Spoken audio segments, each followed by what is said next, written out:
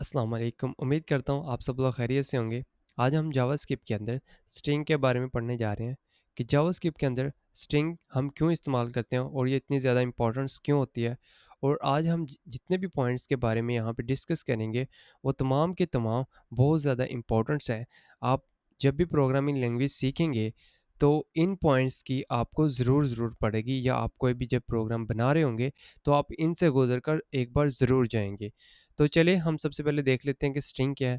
In simple word में आप string ये कह सकते हैं कि वन या मोर कैरेक्टर्स का मजमूआ जो होता है उसको हम स्ट्रिंग कहते हैं।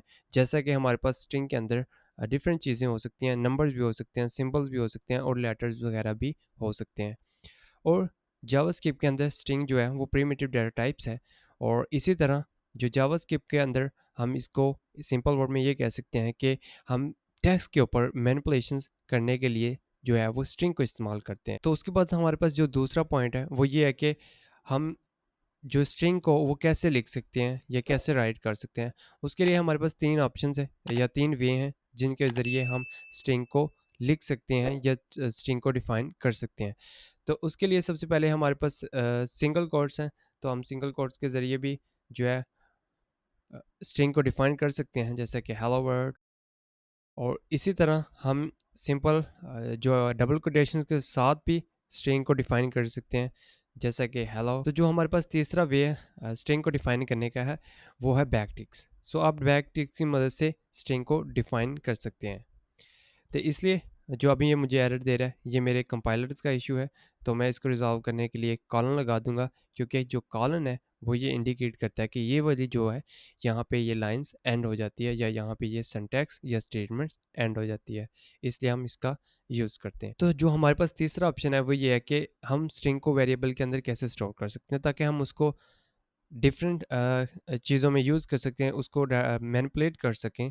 जो भी हमारा स्ट्रिंग के अंदर डाटा होगा तो उसको कैसे कर सकते हैं। सबसे पहले हमें वेरिएबल डिफाइन करते हैं, जैसे कि हमने लास्ट लेक्चर्स के अंदर वेरिएबल को डिफाइन करने का तरीका देखा था। वैसे ही हम यहाँ पे वेरिएबल का नेम लिखते हैं, जैसे स्ट्रिंग नेम।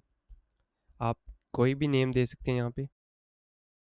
तो ये हमने एक स्ट्रिंग को डिफाइन कर लिया है। ये इसका मतलब है कि ये जो हमारा पास स्ट्रिंग है इसके अंदर हमने हेलो जो है वो वैल्यू जो है वो असाइन कर दी है स्ट्रिंग नेम को।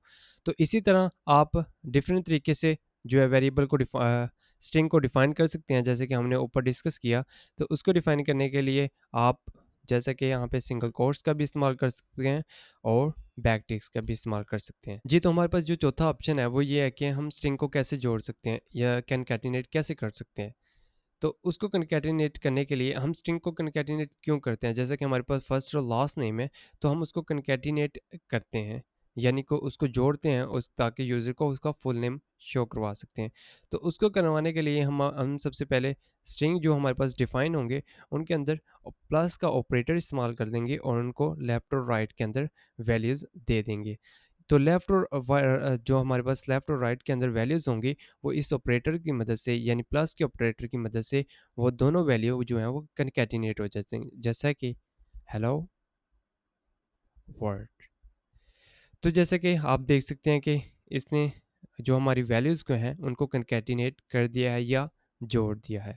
और जैसे कि हमने ये वैल्यूज़ दी हैं, आप इन वेरिएबल्स जो हैं वेरिएबल जैसा कि हमारे पास variable string one plus string number one, तो हम इनको भी आपस के अंदर जोड़ सकते हैं। जैसे कि हमारे पास स्ट्रिंग नेम के अंदर वैल्यूज़ जो है वो एम्प्टी थी, तो हम यहाँ पे कुछ भी ले सकते हैं जैसे कि हेलो वर्ल्ड। तो जैसे कि आप देख सकते हैं कि सेम रिजल्ट्स आए हैं जैसे कि हमने कनकैटिनेशंस किए हैं। तो जो हमारे पास पांचवा ऑप्शन है वो ये है कि हम स्ट्रिंग के अंदर वेरिएबल को कैसे इस्तेमाल कर सकते हैं टेम्पररी लिटर्स की मदद से।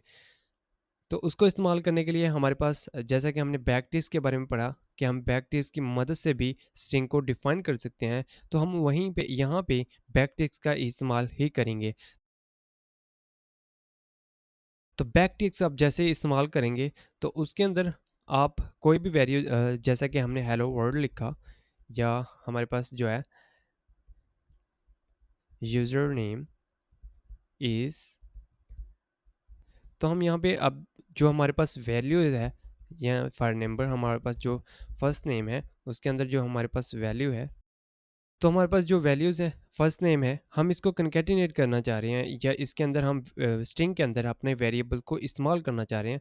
तो उसके लिए क्या करेंगे, हम सबसे पहले हम जो है वो बैकटिक्स का इस्तेमाल करेंगे। जैसे हम बैकटिक्स लगाते हैं, उसके अंदर फिर हम कहीं भी अगर स्ट्रिंग के अंदर इस्तेमाल करना चाहें, तो उसको वेरिएबल को ईज़िली इस्तेमाल कर सकते हैं। तो वो कैसे करेंगे? सबसे पहले हम डॉलर का सिंबल यूज़ करेंगे।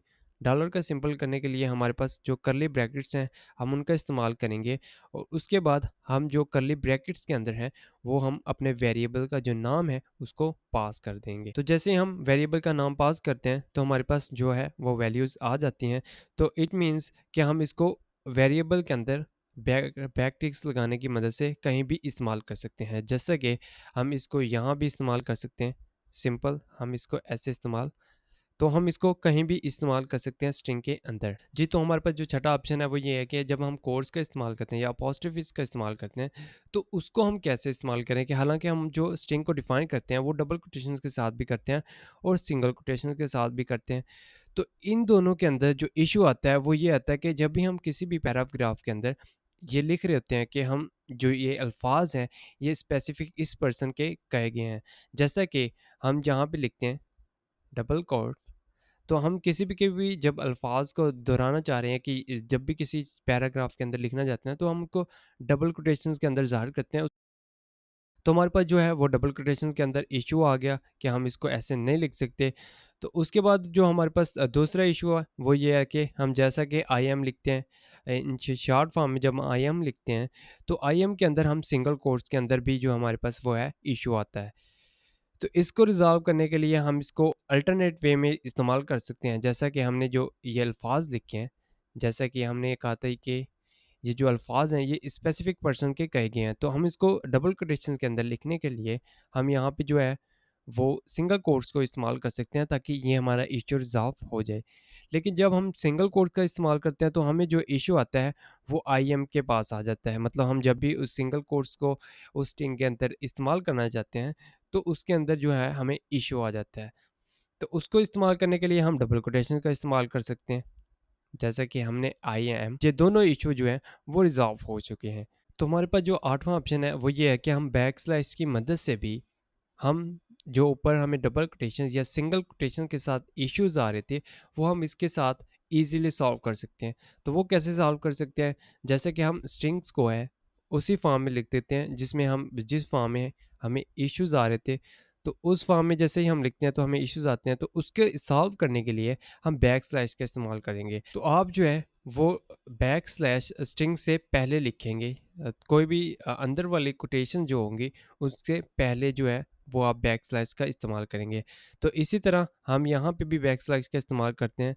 तो इट मीन्स कि जो हमारा ये वर्क कर रहा है इजीली, और यानी कि ये हमारा जो इश्यूज था वो रिजॉल्व हो चुका है। तो इसी तरह हम जो आई एम के साथ हमें जो इश्यूज आ रहा था, जैसा कि हम यहाँ पे लिख सकते हैं, तो हम इसके लिए क्या करेंगे? इसके लिए भी हम सबसे पहले यहाँ पे बैक स्लैश इस्तेमाल कर लेंगे। तो हम जैसे बैक स्लैश इस्तेमाल करेंगे तो ये हमारा जो कोड है वो रन हो जाएगा। तो हमारे पास जो 9 ऑप्शन है वो ये है कि हम टेम्पलेटर्स की मदद से इन दोनों इश्यूज़ को कैसे रिज़ॉल्व करते हैं। यानी कि हम डबल कोटेशन जो सिंगल कोटेशन के साथ इश्यूज़ आ रहे थे, तो हम उसको बैक स्लैश की मदद से रिज़ॉल्व कर रहे थे, या उनको अ, जो स्ट्रिंग्स है या कोटेशंस है उनको चेंज करके हमारा जो इशू है वो रिजॉल्व कर रहे थे। तो उससे भी जो हमारे पास अच्छा रिजॉल्व करने का मेथड है वो ये है कि हम इसको बैकटिक्स की मदद से इस्तेमाल करें, यानी टेम्पलेट लेटर्स की मदद से हम इसको सॉल्व करें। तो उसको सॉल्व करने के लिए हमारे पास ये है कि हम सबसे पहले बैकटिक्स का इस्तेमाल करेंगे। उसके बाद हम कोई भी यहाँ पे जो हमने लास्ट लिखा था हम उसको यहाँ पे कॉपी कर लेते हैं। तो जैसे हम यहाँ पे कॉपी करेंगे तो इट मीन्स ये वर्क कर रहा है, यानी कि बैकटिक्स के अंदर हम कुछ भी लिख सकते हैं, हम कॉलन भी लिख सकते हैं। जैसा कि हम यहाँ पे लिखते हैं आई एम, तो ये आई एम के साथ भी वर्क करेगा, यानी सिंगल कोट के साथ भी वर्क करेगा और डबल कोटेशन के साथ भी वर्क करेगा। तो जो हमारा आखिरी पॉइंट है वो ये है कि हम जब भी कोई पैराग्राफ लिख रहे होते हैं या पैराग्राफ्स लिख रहे होते हैं, तो हमने जो न्यू पैराग्राफ स्टार्ट करते हैं वो एक नेक्स्ट लाइन से स्टार्ट करते हैं। तो जावास्क्रिप्ट के अंदर वो कैसे करते हैं? तो उसके करने के लिए हमारे पास जो है हम किसी भी स्ट्रिंग के या कोटेशंस के अंदर इसको लिख लेंगे स्ट्रिंग को। तो उसके लिए हम जैसा कि लिखते हैं दिस इज़ अ पैराग्राफ। तो जैसे हम ये पैराग्राफ लिखते हैं, तो अब हम चाह रहे हैं कि जो हमारा नेक्स्ट पैराग्राफ है वो नेक्स्ट लाइन से शुरू हो। जैसा कि हम यहाँ पे लिखते हैं दिस इज़ न्यू पैराग्राफ। तो जब भी हम ये लिख रहे होते हैं तो हमें ये यहाँ पे इश्यू आता है कि हम इसको नेक्स्ट या न्यू पैराग्राफ के ऊपर मूव करवाना चाह रहे हैं या हम नई लाइन से स्टार्ट करवाना चाह रहे हैं, तो उसके लिए हम जो कि इस्तेमाल करते हैं वो सबसे पहले हम बैक स्लैश इस्तेमाल करेंगे और उसके साथ जो है वो हम एन का इस्तेमाल करेंगे। तो एन का मतलब और बैक स्लैश का मतलब ये होगा कि हमें जो है वो नेक्स्ट लाइन के ऊपर मूव करवाना है। तो आप इसको कि जितनी मर्ज़ी दफ़ा यूज़ कर सकते हैं, जैसे कि हम अगर इसको डबल बार यूज़ करेंगे तो वो एक और लाइन जो है नेक्स्ट लाइन पे मूव करवा देगा। तो उम्मीद करता हूँ आज का लेक्चर पसंद आएगा। तो इंशाल्लाह मिलते हैं नेक्स्ट लेक्चर के अंदर, तब तक के लिए अल्लाह हाफ़िज़।